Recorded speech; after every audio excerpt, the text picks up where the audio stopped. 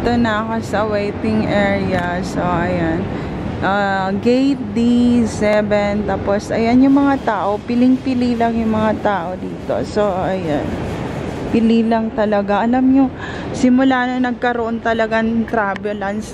And, ayan, medyo limited lang yung pasahero talaga. Tapos dati, lagi ako nanonood ng yung mga travelance ng Emirates, yung pagbaba nilang ganun, tapos biglang sumasabog sila na parang sumasabog yung mga jet plane. Nangihinayang talaga ako. And tuwing pinapanood ko yun, sinasabi ko sa asawa ko, Bibi, alika dito, Bibi, panuurin mo to, itong paglanding nung jet plane ng Emirates na to sa nila, minsan sa Dubai Airport, ganyan.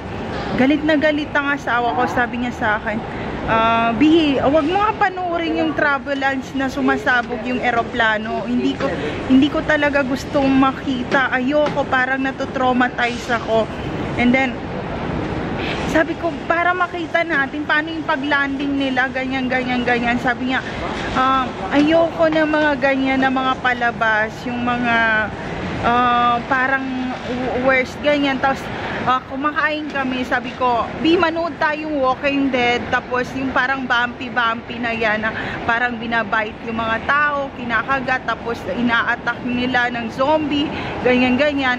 Sabi niya, Bi, sinasabay mo sa pagkain yung panunood mo ng Walking Dead and hindi ka nadi-disgusting or nandidiri habang pinapanood mo yung kinakain tapos sumisirit yung dugo. And sabi ko, anong problema kung sumisirit ang dugo or bloody, ganyan. Sabi niya, kasi si Hero, si Gabi, ako, pag nanood kami, yung mga bloody, yung mga sumisirit, ang mga dugo, ganyan.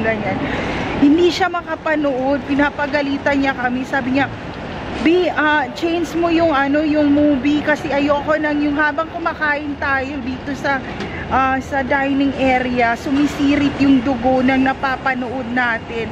Nadi-disgusting ako and parang nawawalan siya ng appetite and parang sabi niya, nawawalan ako ng gana, ayoko nakakakita ng sumisirit ang dugo, ganyan.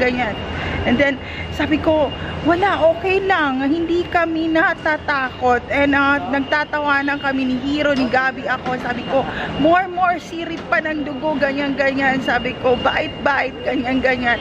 And then sabi niya, Bi, ayoko ng ganyan na movie Tapos pinatay niya yung, sabi ko, palitan na lang natin ng movie, ganyan. Ayaw niya, tapos yung para maglalanding na itutulak yung tao sa aeroplano. Hindi ko alam kung saan jungle siya galing. Ba't natakot sa mga movie na yon, yung mga sinasamuray ang ulo, mga ganun. Yes, so ayun. Gusto ko lang i-share, friends.